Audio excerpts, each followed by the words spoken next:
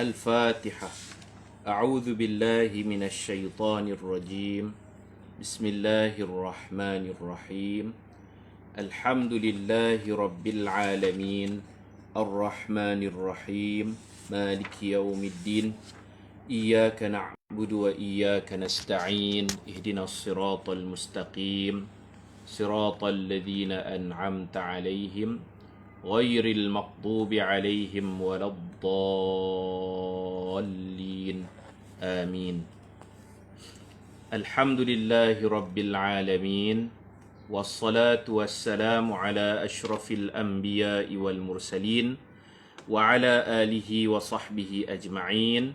رب اشرح لي صدري ويسر لي أمري واحلل عقدة من لساني يفقه قولي. سبحانك لا علم لنا إلا ما علمتنا إنك أنت العليم الحكيم ولا حول ولا قوة إلا بالله العلي العظيم. Alhamdulillah, pada petang ini dapat kita sambung seperti biasa kuliah kita. Mudah-mudahan kita semua dikasihi dan dirahmati oleh Allah Subhanahu wa ta'ala. Muka surat 382.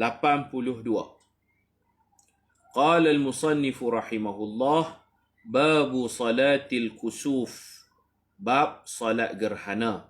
Hiya sunnatun muakkadatun wa yundabu lahal jama'ah fil jami'.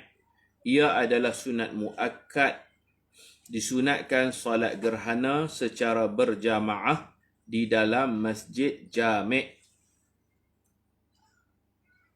Dalilnya daripada Al-Mughirah bin Syu'bah radhiyallahu anhu berkata, gerhana matahari berlaku pada zaman Nabi sallallahu alaihi wasallam, iaitu pada hari kematian putera Nabi yang bernama Ibrahim.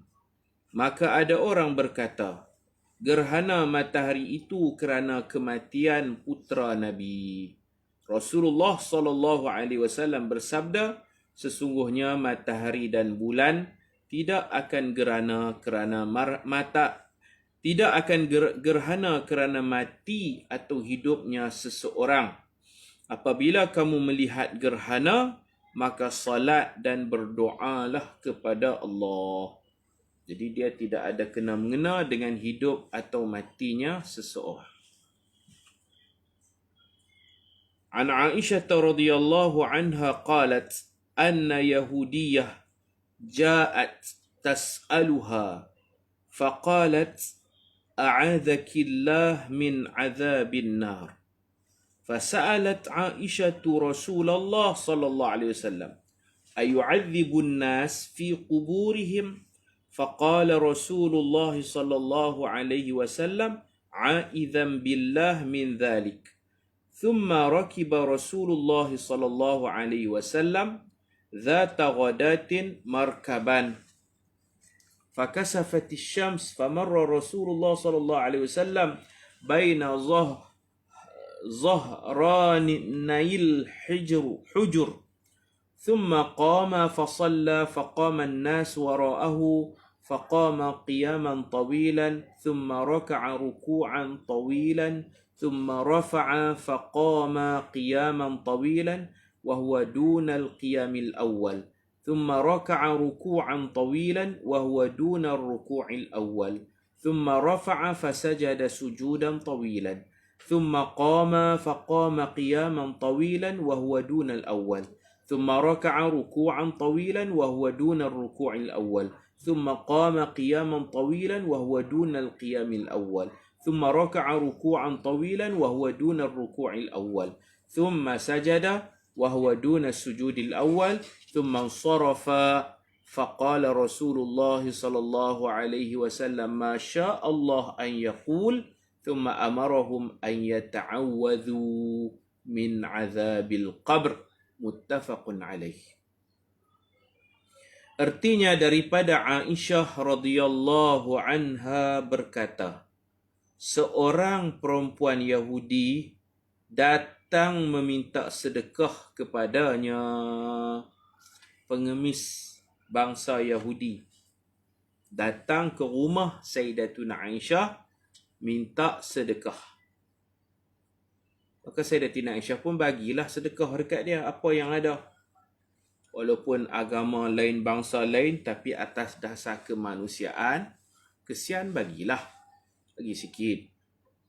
Bila dapat dia minta sedekah, Sayyidatina Aisyah pun bagi dekat dia apa yang Sayyidatina Aisyah ada. Jadi perempuan Yahudi itu bila dapat, dia ucap terima kasih dan dia doakan kepada Sayyidatina Aisyah.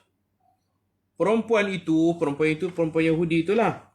Dia baca doa. Dia doa apa kat Sayyidatina Aisyah? A'adzakillah min azabil. Oh, saya silap ni. A'adzakillah min azabil qabri. Macam tu yang betulnya. Tolong perbetul ya. Dalam teks hadis.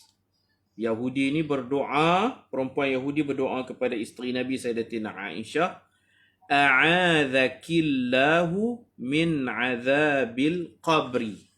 Bila saya baca terjemahan baru saya sedar, hak hadis Arab tu ada silap sikit. Betul ya?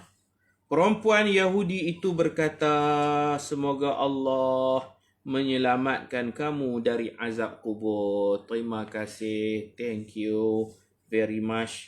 Terima kasih banyak-banyak. Walaupun aku Yahudi, kata perempuan tu, aku bukan Arab, aku bukan Islam, aku minta sedekah, hang bagi pemurah sungguh engkau ni isteri Nabi. Semoga Allah menyelamatkan kamu. A'adzakillah min azabil qabr.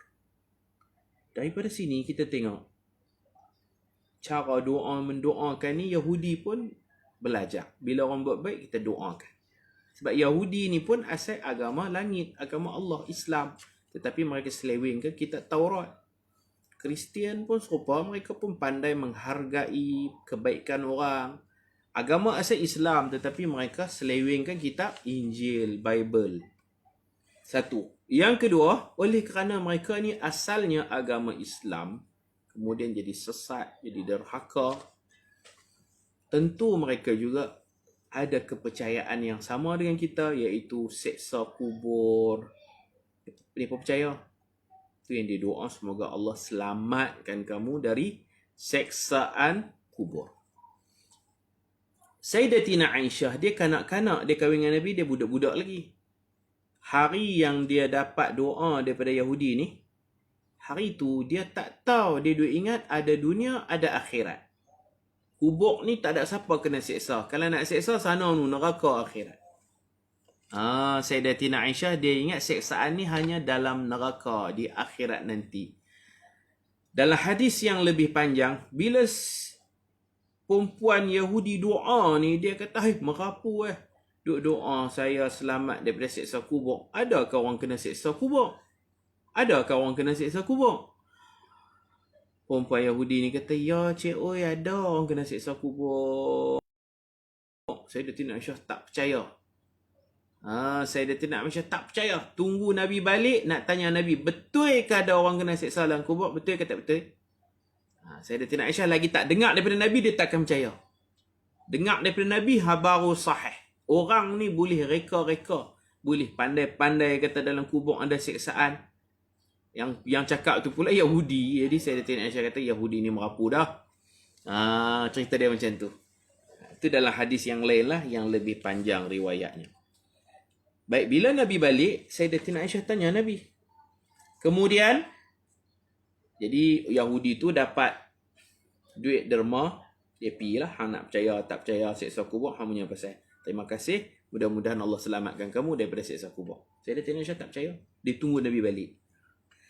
Bila Nabi balik rumah, baru sambung kita baca ni. Kemudian Aisyah bertanya Nabi, adakah manusia diseksa di dalam kubur? Baginda sallallahu alaihi wasallam mengakuinya. Sebab benda betul, walaupun terbit daripada Yahudi kafir laknatullah pun, benda betul kena ikut. Kita jangan kira siapa, kafir ke, Yahudi ke, jahat ke, orang gila ke, benda betul kena ikut yang betul. Ikuti kebenaran. Guru-guru kita ajak kita ikut yang betul. Al-haqqu ahaqqu an yuttaba'. Al-haqqu, ikut yang benar. Kebenaran, ahaqqu an yuttaba', patut diikuti. Kita jangan ikut dia ni abang kita, dia ni kawan kita, dia ni kelompok kita. Kalau salah, kita tak boleh ikut. Kalau salah apa kita ikut, tu namanya fanatik, ta'asub. Jadi Nabi mengajar Sayyidatina Aisyah, walaupun dia miskin, walaupun dia Yahudi, walaupun dia kafir, kalau benda yang dia bagi tahu tu betul, betul lah. Masuk kubur, ada orang dapat nikmat kubur, ada orang dapat seksa kubur. Dia doakan kamu pasal kamu derma kat dia. Betul, betul. Faham tak? Dalam riwayat Imam Al-Bukhari, tak ada dalam kitab saya ni, dalam riwayat Imam Bukhari, sejak hari tu, sejak daripada situlah Rasulullah tiap-tiap kali semayang, lepas baca tahiyat, Rasulullah akan sambung dengan doa, Allahumma inni a'udzubika min azabi jahannam wa min azabil qabri wa min fitnatil mahya wal mamat wa min syarri fitnatil masihid dajjal. Kata Sayyidatina Aisyah, lepas Yahudi, mana ada hikmahnya, faham tak? Cerita ni ada hikmahnya. Lepas Yahudi meminta sedekah, mengemisku bagi, betul Yahudi itu doakan aku tanya Nabi, Nabi mengakui betul ada seksa kubur, betul. Bermula daripada cerita ni, tiap-tiap kali Nabi semayang sunat di rumah, Sayyidatina Aisyah akan cuba dengar Nabi dalam tahiyat akhir tu, Nabi pasti berdoa, a'udzubika min azabil qabr. Ya Allah, lindungi aku daripada seksaan kubur. Lepas pada cerita ni, cerita dia derma kepada perempuan Yahudi kafir ni, saya cerita tadi tu kan. Lepas pada tu, setiap kali Rasulullah salat, Rasulullah tak pernah tinggal doa minta lindung dari azab kubur. Mana ada hikmahnya di sebalik. Ni semua Allah Ta'ala yang buat. Allah yang suruh Yahudi pergi minta sedekah, dapat doa, dia doakan Sayyidatina Aisyah. Cerita saya cerita ni, rupa-rupanya ada hikmahnya. Pengajaran dia ada. Nabi tak pernah tinggal dah lepas itu doa. Kita pun jangan tinggal lah. Seksa kubur ni takut, ya Allah. Kalau kubur kita selamat, akhirat nanti lebih mudah dan selamat insya-Allah. Kalau kubur disiksa, selepas itu perjalanan kita makin susah, bertambah susah. Na'udzubillahi min zalik. Baik, sambung. Bila Nabi balik, Sayyidatina Aisyah tak sabar-sabar. Dia tanya Nabi, dia cerita tadi ada orang minta derma Yahudi. Cerita kat Nabi. Cerita pula dia tu doa kat saya. Doa karut-marut, seksa kubur. Apa semua selamat daripada seksa kubur. Betul ke ada seksa kubur? Baginda sallallahu alaihi wasallam mengakuinya. Nabi tak masuk belah isteri. Nabi tak masuk belah Yahudi. Nabi akui benda betul, kena cakap betul. Betul Nabi kata. Saya tak nak cakap, takkan kau ada seksa kubur? Ada. Nabi kata ada. Memang ada sungguh. Sambil berdoa, Nabi pula doa kat Sayyidatina Aisyah. Sambil berdoa agar diselamatkan dari azab kubur. Tadi Yahudi doa, ni Nabi doa. Kita ni tak usah kira lah. Siapa doa pun insya-Allah, Allah Maha mendengar. Kita buat baik kat binatang, kucing lapak kita bagi makan, mungkin dia baca doa kat kita. Orang bukan Islam pun kita boleh tolong, orang susah kita tolong, dia pun doa juga. Mudah-mudahan Tuhan berkati hidup kamu ke. Allah Maha mendengar. Allah boleh memakbulkan doa orang yang dalam kesusahan yang kita tolong. Pasti kita dapat doa daripada mereka. Baik, dia tak salah sedekah kat orang bukan Islam juga tidak salah. Baik. Baginda kemudian cerita Sayyidatina habis di rumah dekat tu. Kemudian Nabi SAW menunggang kenderaan menuju ke satu tempat nama Zatul Ghadat. Nabi pergi situ naik kenderaan. Lalu berlaku gerhana matahari. Hari itu jadi gerhana matahari. Rasulullah terus pulang ke Madinah pada waktu duha. Nabi nak ajak sahabatlah sembahyang gerhana matahari. Dan melalui bilik-bilik isterinya. 9 bilik itu hujurat. Kemudian Nabi mendirikan solat gerhana dan diikuti oleh para sahabat di belakangnya. Nabi berdiri lama, kemudian rokok pun lama, kemudian berdiri lagi lama. tetapi kurang sedikit dari berdirinya yang pertama tadi. Kemudian Nabi rokok lama tetapi kurang sedikit daripada rokok yang pertama. Kemudian Nabi mengangkat kepala dari rokok, i'tidal dan sujud. Setiap rakaat ada 2 kali rokok kan. Siapa yang biasa semayang tu dia nampak lah. Berdiri, rokok, i'tidal, qiyam balik, bismillahirrahmanirrahim. Macam Fatihah balik, rokok lagi sekali, i'tidal, baru sujud. Tapi boleh je kalau kita nak semayang 2 rakaat dengan 1 kali rokok, macam kita duduk semayang tahiyatul masjid tu pun boleh. Semayang gerhana macam tahiyatul masjid pun boleh. Afdalnya kita buat setiap rakaat tu 2 kali rokok. Rokok pertama rukun, rokok kedua sunat. Rakaat kedua pun serupa. Rokok hak mula tu rukun, hak kedua tu sunat. Sunat apa tu? Sunat hay'ah. Kalau tinggal jangan sujud sahwi sebab dia bukan sunat ab'ad.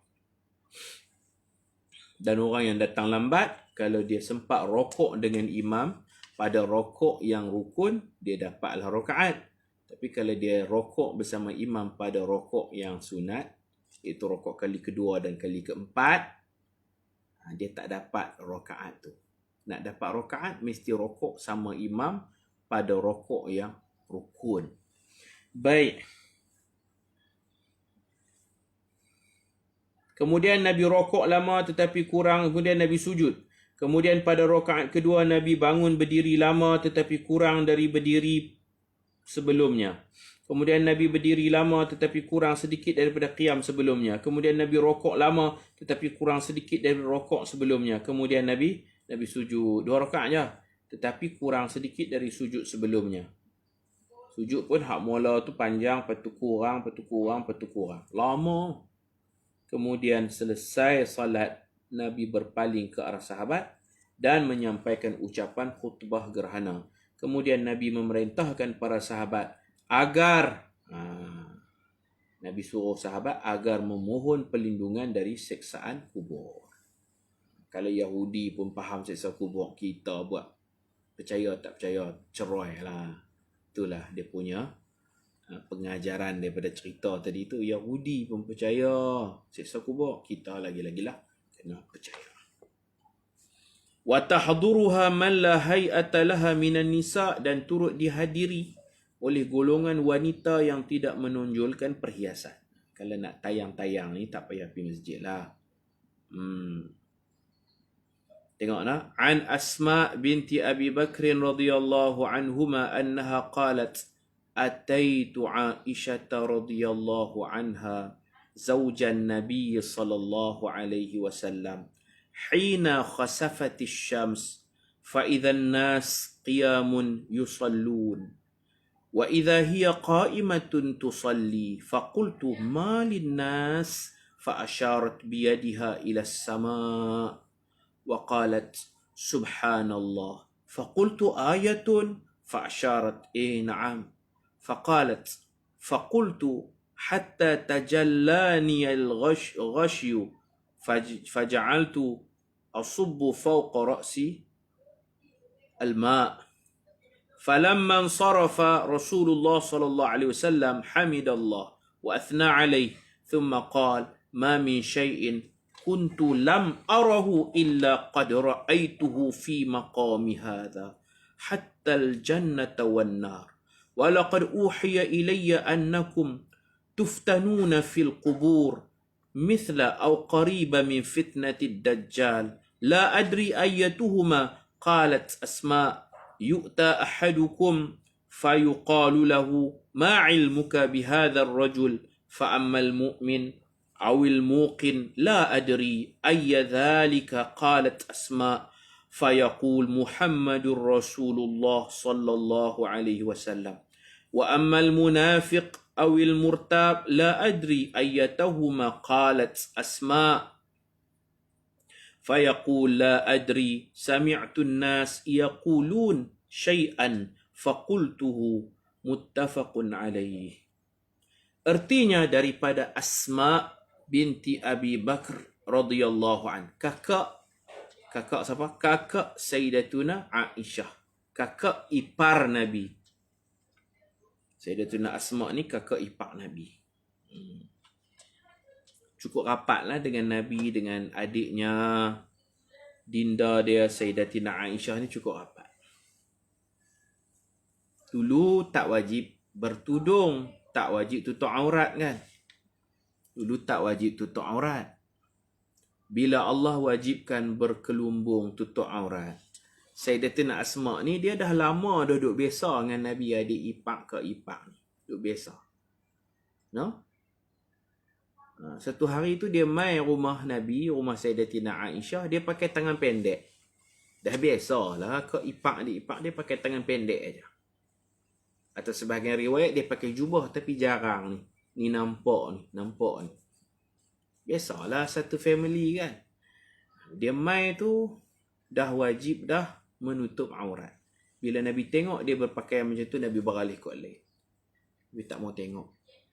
Beralih kot lain dan Nabi kata, ya Asma, wahai kak ipakku Asma, Allah tak bagi orang perempuan tak boleh. Tak boleh orang perempuan mendedahkan auratnya. Kemudian Nabi tunjuk, illa hadha wa hadha. Illa hadha wa hadha. Kecuali yang ni dengan yang ni. Hak ni pergelangan tangan. Hak ni muka. Hak lain kena tutup lah. Itu kita nasihatkan muslimat-muslimat kita kalau nak keluar rumah, hak boleh buka ni dengan ni. Stoking kena pakai. Baju tangan panjang. Pakai baju tangan panjang. Stoking pun pakai. Yang boleh dedah ni dengan pergelangan tangan ni. Kena jaga aurat. Jangan jaga aurat. Jangan mengaji. Mengaji macam-macam kitab mengaji tapi kaki tu tak malah nak pakai stoking. Orang perempuan pi sana, pi sini. Tak boleh. Hak tu kena tutup. Hak boleh buka ni dengan ni. Pergelangan tangan. Tangan panjang kena pakai tangan panjang. Tangan ni boleh dedah kan. Nabi pesan. Kepala dia pun kira sentap jugalah. Kena teguran macam tu. Tak boleh. Rupanya duk ingat kata boleh. Tak boleh. Pakai tangan panjang maksud Nabi. Pakai elok-elok. Baik, ini hadis riwayat Asma binti Abi Bakar radhiyallahu anha. Dia waktu Nabi bersembunyi dalam gua Thur, peristiwa Isra' tu dia duk pergi hantar makanan. Perut dah sarat mengandung. Mengandung ni dah sarat, duk panjat bukit, hantar makan minum, naik turun, kuat sungguh dia. Macam tu. Dan anak dia lah baby pertama yang lahir di Madinah di kalangan Muhajirin. Anak dia baby Muhajirin. Sebelum tu Yahudi, kononnya Yahudi ni mereka berhimpun. Tukang-tukang sihir Yahudi ni himpun, baca mentera, mereka jampi Muhajirin ni takkan dapat anak di Madinah. Usaha mereka lah, tukang-tukang sihir Yahudi ni jampi serapah. Orang Muhajirin mai Madinah jangan harap nak dapat anak. Takut juga tuk bomo ni pun tu kira handal-handal lah. Tapi Allah punya kerja. Allah tak izinkan. Allah batalkan sihir Yahudi. Asma berhijrah. Sebaik sahaja sampai Quba, Allah beranak tahun tu. Tak ada sampai Madinah. Quba tu Madinah lah juga. Sampai Quba, dia pun dah sakit perut. Sampai masa dia beranak di situ. Orang Islam pakat seronok. Anak dia hidup. Yahudi kata kalau hidup pun cacat. Yahudi pandai lah, dia putak belit. Mula dia daripada sumpah, takkan ada yang beranak. Semua akan gugur mati. Lepas tu bila Asma beranak, dia berkata beranak pun tengok berapa hari. Anak tu akan mati. Kalau tak mati pun besar nanti cacat. Mana cacat? Anak tu namanya Abdullah bin Zubair. Abdullah bin Zubair tak cacat. Segak sempurna. Maka terbatallah jampi serapah Yahudi itu. Tak berkesan, Allah tak izinkan. Baik, kita cerita Asma. Ni macam hayatul sahabah pula. Macam cerita sirah pula kan. Sajalah selit-selit, santai-santai. Nak habaq kata rapatnya, dia ke ipak Nabi. Aisyah isteri Nabi bukan ada anak. Anak dia hak nama Abdullah tu, Sayyidatina Aisyah yang belah. Sebab tu Sayyidatina Aisyah, kunyah dia Ummu Abdillah, mak Abdullah bin Zubair. Abdullah tu anak Asma, tapi Sayyidatuna Aisyah anggap seperti anak dia sendiri. Dia tak ada anak, Sayyidatina Aisyah tak ada anak. Hak kahwin dengan Nabi yang dapat anak Sayyidatina Khadijah, kan? 6 orang. Seorang lagi Maryah Al-Qibtiyah, dapat seorang. 6 tambah Khadijah 6 orang. Maryah Qibtiyah seorang, 7. Anak Nabi kita ada 7 orang. Anak sulung Nabi nama Qasim. Sebab tu Nabi pakai kunyah Abu Qasim. Anak sulung Nabi Qasim, tapi mati waktu kecil. Baik.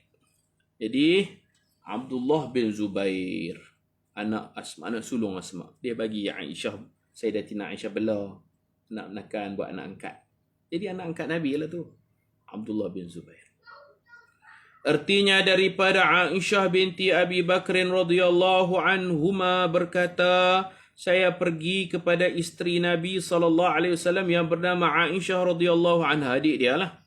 Ketika itu berlaku gerhana matahari, dia pergi rumah. Pergi ziarah ni lah. Dia tak tahu kata jadi gerhana. Dia pergi tengok orang duduk semayang. Sayyidatina Aisyah pun semayang sama. Tiba-tiba saya melihat orang ramai sedang mendirikan solat. Solat apa? Berjamaah? Tak tahu. Aisyah juga sedang berdiri menunaikan solat gerhana. Dia tak tahu kata solat gerhana, solat apa? Dia tercengang. Solat apa? Takkan duha ramai-ramai. Buat duha apa ramai-ramai? Akhirnya dia tanya adik dia. Saya bertanya, apa yang berlaku kepada orang ramai? Tanya Sayyidatina Aisyah. Sayyidatina Aisyah tengah semayang. Semayang mana boleh bercakap? Jadi dia tanya Sayyidatina Aisyah, adik dia, apa dah jadi ni? Jadi pasal apa? Nak kata semayang mayat? Tak ada mayat. Semayang duha selalunya semayang sendiri-sendiri. Ni semayang berjemaah. Semayang apa jadi? Apa kena? Aisyah mengisyaratkan tangannya ke langit. Sayyidatina Aisyah tunjuk atas. Ini kita berapa kali dah kita belajar semayang boleh membuat isyarat. Sayyidatina Aisyah tunjuk atas. Mujurlah dia mudah faham. Dia pun langut tengok atas. Tengok, oh matahari pelik tu, gerhana matahari. Dan Sayyidatina Aisyah tunjuk atas sambil Sayyidatina Aisyah sebut Subhanallah. Subhanallah tak batal solat sebab tu zikir. Tunjuk atas sambil mulut sebut Subhanallah. Ini perkataan Sayyidatina Aisyah. Saya Asma, saya bertanya lagi, satu tanda kebesaran Allah. Hang tunjuk atas apa? Ada tanda kebesaran Allah. Aisyah membuat isyarat yang membawa makna ya betul. Mungkin Sayyidatina Aisyah hangguk kot. Dia buat isyarat dengan memek mukanya atau dengan kepalanya. Isyarat na'am. Tapi dia tak cakap lah na'am tu. Dia tunduk kepala. Na'am. Ataupun na'am. Ni bahasa Syria. Itu maknanya na'am. Bukan A, B, C tu. Itu maknanya ya. Macam tu. Kalau orang tanya, hal antum muslim, hal orang Islam ke? Na'am. Ana muslim. Ya. Saya. Ya. Dia macam ya lah. Tu. Bahasa Fusahah. Diguna pakai di Syria, Palestin, Jordan, Lebanon. Dia guna itu mana dia? Yes. Yes, I am. Macam itulah.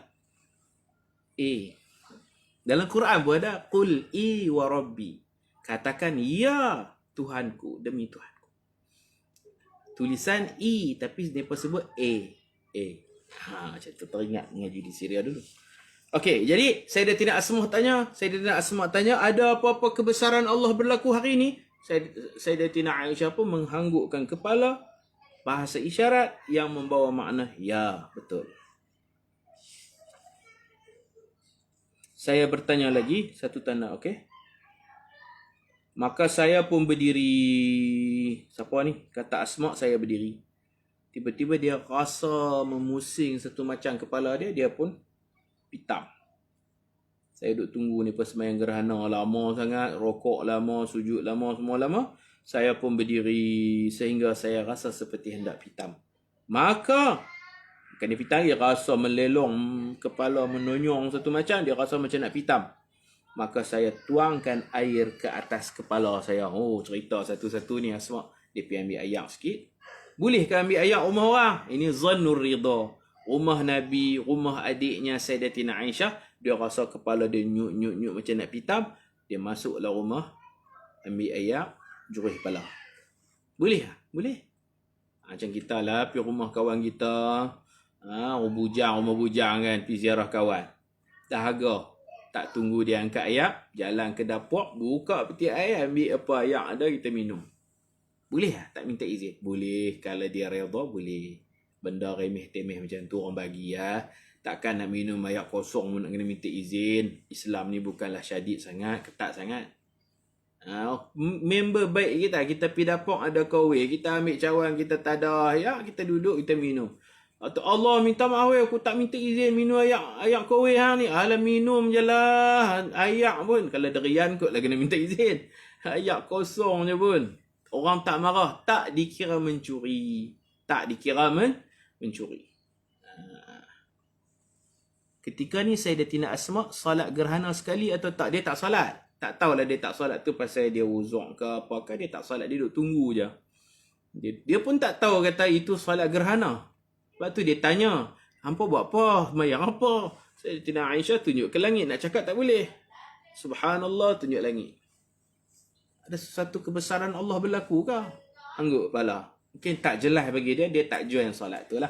Dia tak join. Dia ambil ayat, dia tuang kepala dia. Selepas selesai solat, baginda berkhutbah dan dimulai dengan puja dan puji kepada Allah. Tu rukun khutbah biasalah, alhamdulillah tu.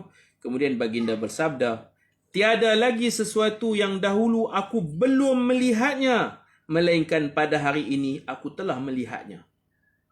Setiap yang ada semua Allah tengok. Allah bagi Nabi nampak semua. Dulu Nabi tak nampak. Lah ni Nabi kata mulai hari ni aku nampak habis. Kullu mawjudat, tiap-tiap yang ada atas muka bumi ni semua Nabi nampak. Nabi tengok belakang dah. Allah tayang kat Nabi. Apa yang ada semua Nabi tengok. Matahari, bulan, kita tengok kau jauh, Nabi tengok sungguh. Syurga, neraka, arash, kursi, semualah. Hak ada ni Nabi tengok habis. Apa yang ada Nabi nampak. Bukit bendera Nabi nampak tak? Nampak, Allah tunjuk habis. Nabi tengok habis. KLCC kita hak belum ada lagi, Nabi tengok. Syurga, neraka yang kita akan pergi, kita tak tahu lagi, Nabi nampak habis dah. Allah tunjuk habis. Dunia ni macam mengecil.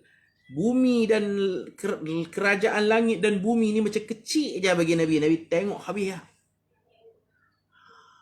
Tu hebat Nabi. Advance Nabi.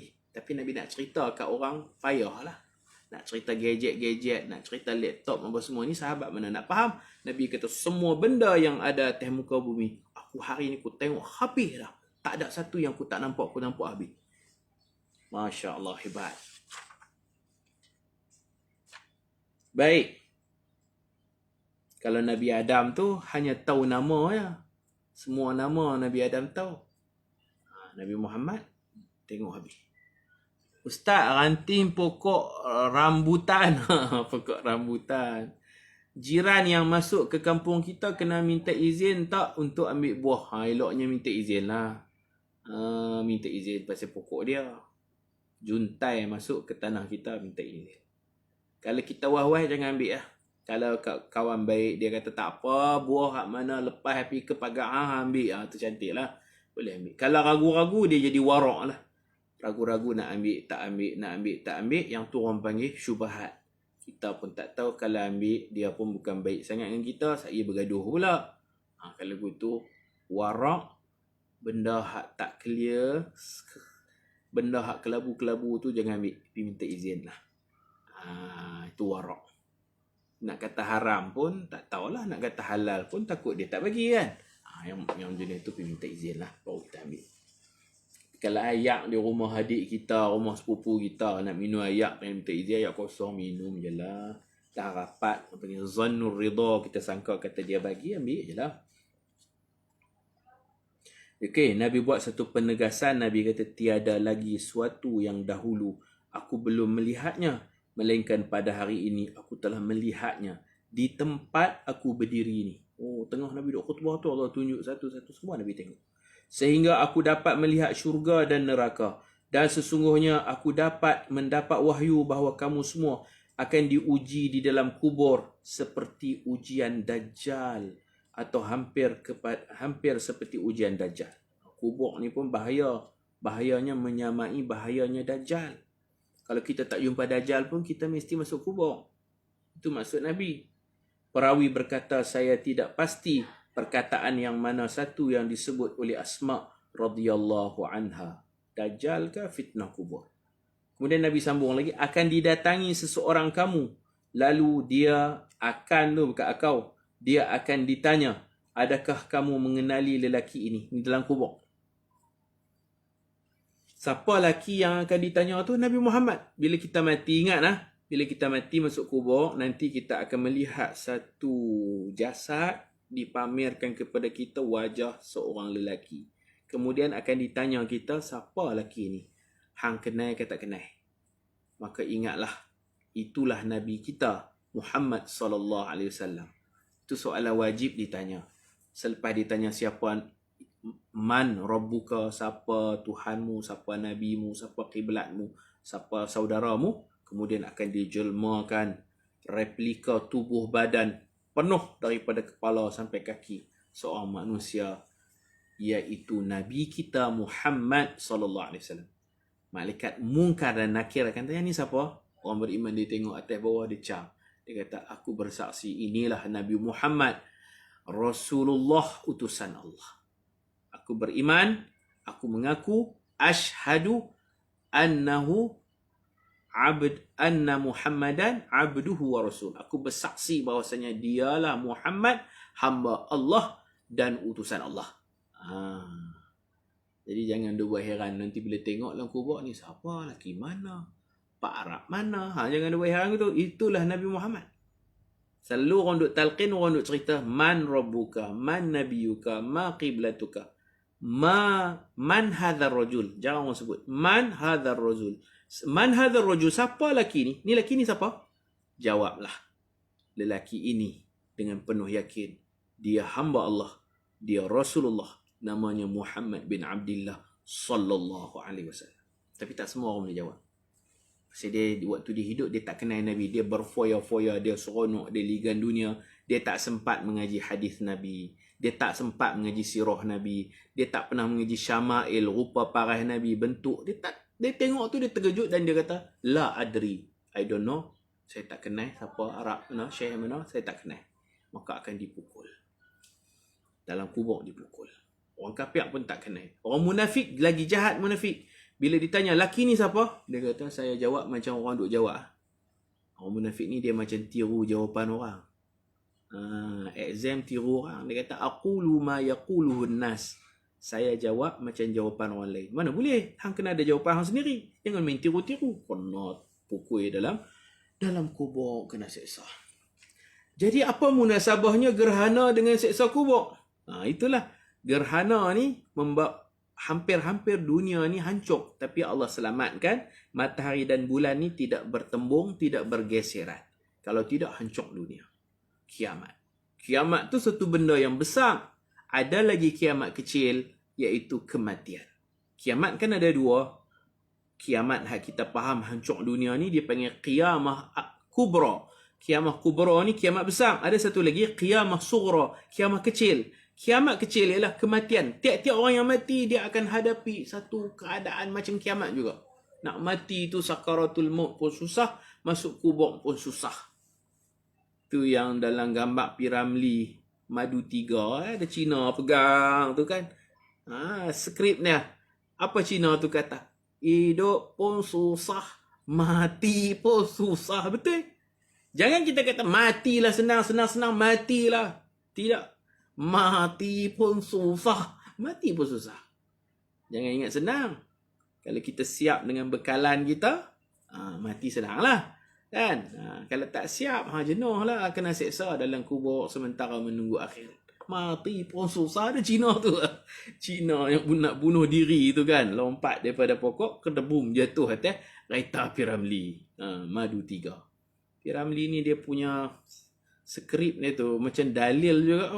Skrip dia boleh buat dalil. Kata-kata dia tu. Masya Allah. Baik, dalam kubur, antara soalan wajib ni, Nabi bocorkan soalan ni. Akan ditanya, laki ni siapa? Adakah kamu mengenali lelaki ini?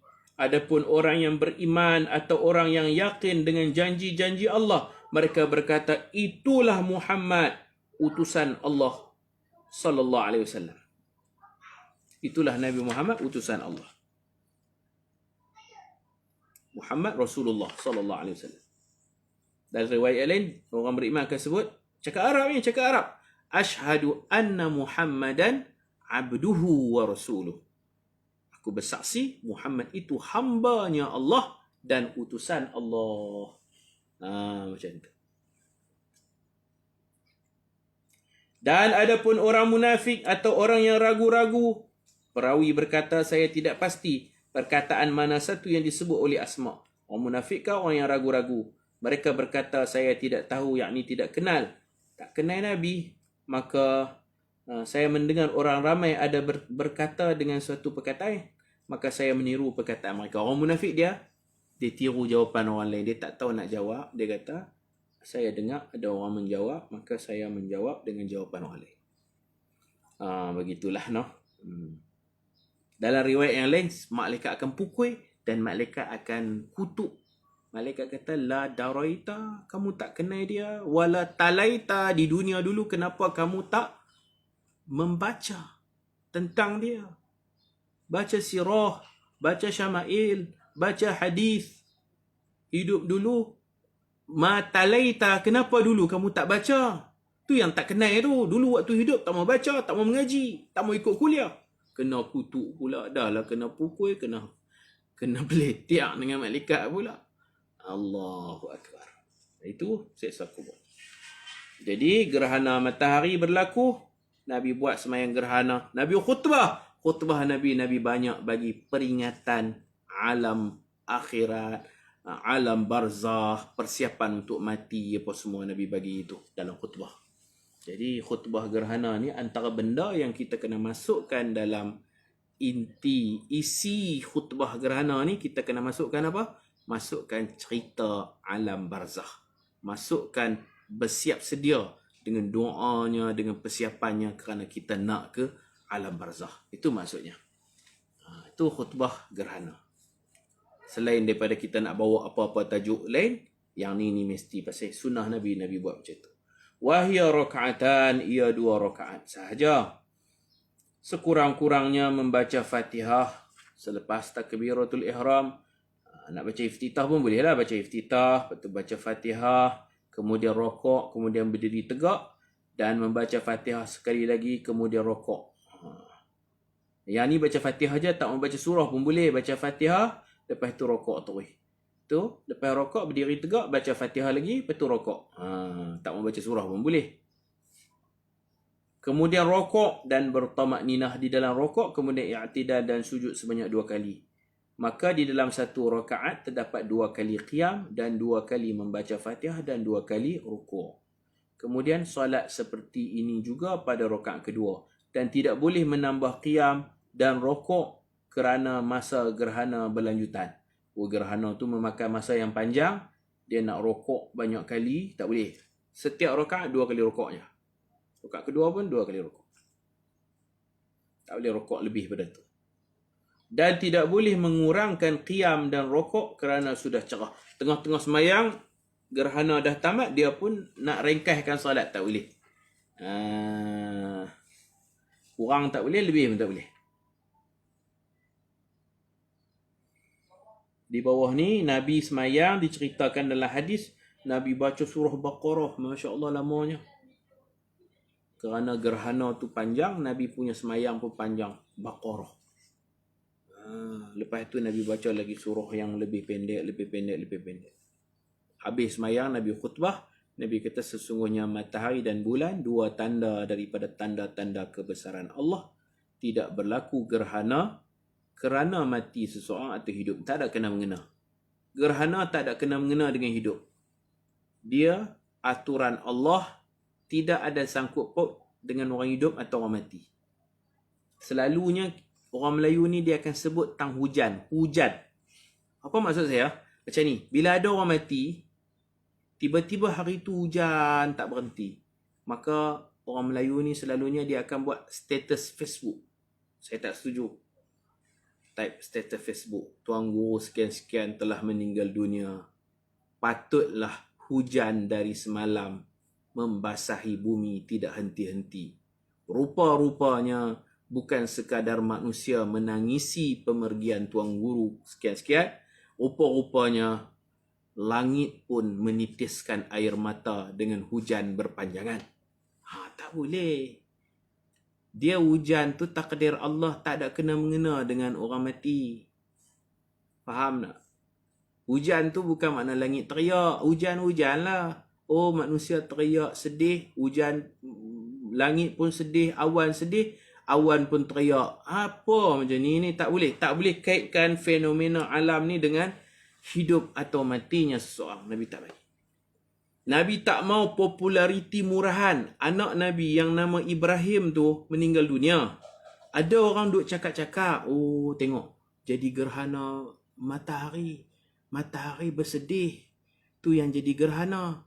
Nabi kan menangis, anak Nabi Ibrahim yang anak dengan Maria Al-Qibtiyah, perempuan yang dihadiahkan oleh Raja Mesir. Raja Mesir hadiah. Nabi menangis. Orang pun bercakap lah, sahabat ni pesayang Nabi, dia bercakap. Dia kata, tengok Nabi kita menitik yang mata sedih. Hang tahu tak? Tahu tak? Matahari pun sedih tu. Hang tengok tu jadi gerhana. Kerana anak Nabi mati, Nabi sedih, matahari pun sedih. Sedih Nabi kita nampak lah menangis. Sedih matahari, gerhana tu lah. Pakat duk percaya. Sampai ke telinga Nabi, Nabi tak puas hati. Sebab ini soal akidah. Allah yang buat benda tu. Kalau kita bincang di sudut sains tak apalah, ilmiah. Sudut sains pasal apa jadi gerhana, ilmiah. Tapi kembalikan kepada Allah. Ni apa karut ni? Pakat duk cakap, sayang lah anak Nabi mati, Nabi sedih. Matahari pun ada perasaan sedih juga. Tu yang jadi gerhana tu. Ini populariti murahan. Kalau orang lain, dia senyum lah. Orang lain dia akan, ya betul saya sedih tengok matahari pun sedih. Hebat sungguh anak Nabi sampai matahari pun sedih. Nabi dah soal akidah tak berkompromi. Nabi kumpul orang semayang, gerhana. Nabi perbetul benda tu. Nabi kata gerhana matahari, gerhana bulan. Apa jadi Allah buat langit bumi ni, cuaca ke? Nabi tak cakap lah hujan. Hujan tu daripada saya. Mungkin ada yang tak setuju. Biar-biarlah. Saya kaitkan dengan hujan sekali. Jangan kaitkan hidup mati, anakku mati, duk kait kata matahari sedih, matahari gerhana pasal anakku mati. Tak betul. Tidak jadi matahari dan bulan melainkan ketentuan Allah. Allah yang mengatur. Ada masa jadi gerhana matahari, ada masa gerhana bulan, ada masa kemarau. Kemarau nak sabit dengan maksiat, betul. Apabila banyak maksiat, orang tak keluar zakat, Allah tahan langit tak turun hujan. Itu betul, ada dalil, ada nas. Jadi kalau ada siapa-siapa mati, hujan, kita pun kata hujan menangisi. Tak betul, saya tak setuju. Tak boleh. Allah takdirkan hari itu hujan. Bukan ada kena-mengena dengan Tok Guru mati. Bukan, kita memanglah kita sayang Tok Guru sekalian, kita sayang. Tapi nak pi merawit, pi kata hujan tu teriak sama apa. Kalau hujan boleh cakap, dia kata, hai aku tak teriak. Allah yang takdirkan aku hujan. Teriak apa siapa? Aku tak teriak. Macam tu. Memang dalam Quran ada fama bakat alaihimus sama wal ard.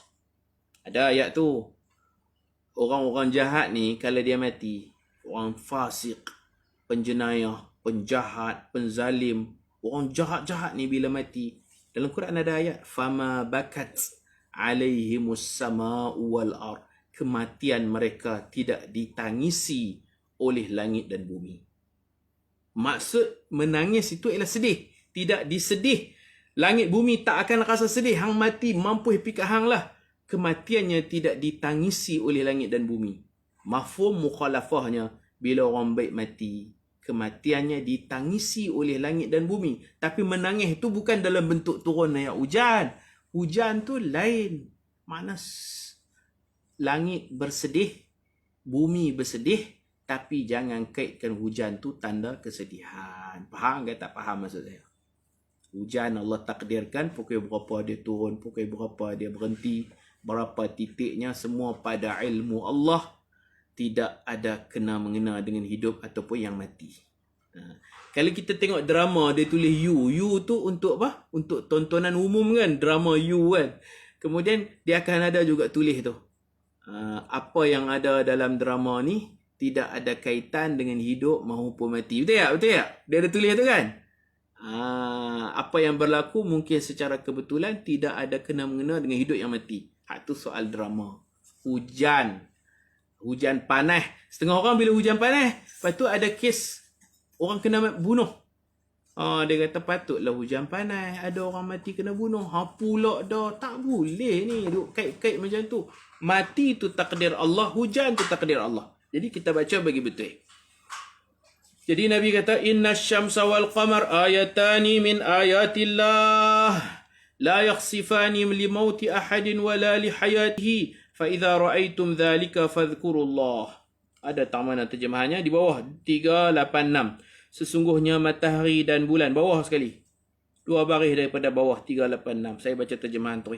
Sesungguhnya matahari dan bulan merupakan 2 tanda dari tanda-tanda kebesaran Allah. Tidak akan berlaku gerhana kerana kematian seseorang dan tidak juga kerana hidupnya seseorang. Maka apabila kamu melihat gerhana, maka ingatlah Allah. Sahabat berkata, wahai Rasulullah, kenapa kami melihat Tuan seperti ingin mengambil sesuatu di tempat Tuan qiyam di dalam solat? Nabi waktu duduk jadi imam tu, main gerhana, Nabi macam nak petik, macam duk pulah, macam nak ambil buah. Tengah duduk sembahyang gerhana tu, Nabi macam tu tangan Nabi. Lepas tu Nabi pun teringat balik aku tengah sembahyang. Nabi tak balik tangan. Sahabat nampak, sahabat tanya Nabi. Kemudian kami melihat Tuan undur ke belakang. Nabi siap langkah ke depan macam nak ambil sesuatu. Tengah duduk sembahyang gerhana. Pasal apa? Baginda bersabda, sesungguhnya aku melihat syurga. Tengah-tengah duduk sembahyang nampak syurga. Aku ingin mengambil setangkai buahnya. Allahu Akbar. Nabi nampak buah tu. Nabi nak ambil ungkut. Ungkut ni setangkai buah. Jikalau aku berjaya mengambilnya, sudah tentu kamu dapat memakan buah itu sepanjang umur kamu. Tak habis. Buah syurga makan dia naik balik, makan dia naik balik, tak habis. Sepanjang umur. Tu buah syurga. Dan aku juga melihat neraka. Aku sama sekali tidak pernah melihat satu pemandangan yang lebih mengerikan seperti yang aku lihat pada hari ini. Dan aku melihat kebanyakan penghuni neraka di kalangan wanita. Sahabat bertanya, kenapa begitu wahai Rasulullah? Baginda menjelaskan, kerana kekufuran mereka. Kerana kekufuran perempuan ni, tu ni pun ramai masuk neraka. Sahabat bertanya lagi, adakah mereka kufur kepada Allah? Kafir ke? Baginda bersabda, taklah, kufur tu bukan makna kafir. Mereka mengkufuri nikmat dan tidak menghargai jasa suami. Itulah. Dia duk mengumpat suami, kata suami dia tak pernah beli apa, tak pernah buat baik kat dia. Padahal suami dia baik, beli macam-macam dah. Kufur nikmat orang panggil. Kufur nikmat. Perempuan masuk neraka banyak pasal kufur nikmat. Dia tak berterima kasih dapat suami, dia nak suami yang lebih bagus lagi. Dia tak tak syukur nikmat. Tidak menghargai jasa suami. Mereka mengkufuri nikmat kebaikan yang diberikan oleh suami. Jikalau ada berbuat baik kepadanya sepanjang tahun, kemudian dia melihat sesuatu daripadamu, tidak setuju dengan kamu, kamu tu suamilah. Ada satu keburukan suami, dia akan berkata, dia ni perempuan, aku sama sekali tidak pernah melihat kamu berbuat baik. Bila bergaduh bertengkar, ada jenis perempuan yang bila bertengkar, dia akan kata, suami saya ni tak pernah buat baik dengan saya. Sepanjang kahwin tak pernah bahagia. Macam tu. Padahal suami dia baik, ada sekali-sekala tu bergaduh, bertengkar, janganlah keluar ayat tu. Kecil hati suami menyebabkan ramai perempuan masuk neraka. Okey. Kita habis dah. Kita apa ni? Pukul apa dah? 6 suku dah. 6 suku dah. Jadi untuk elak daripada neraka, janganlah mengecilkan hati suami, janganlah kufur nikmat. Kita berhenti dekat ni dulu. Wassallallahu ala sayyidina Muhammad wa ala alihi wa sahbihi wa baraka wa sallam. Walhamdulillahi rabbil alamin. Subhanakallahumma wa bihamdika ashhadu an la ilaha illa anta astaghfiruka wa atubu ilaik. Bismillahirrahmanirrahim. Wal 'asr. Innal insana lafi khusr. Illa alladhina amanu wa 'amilus solihat wa tawasaw bil haqq wa tawasaw bis sabr. Assalamualaikum warahmatullahi wabarakatuh.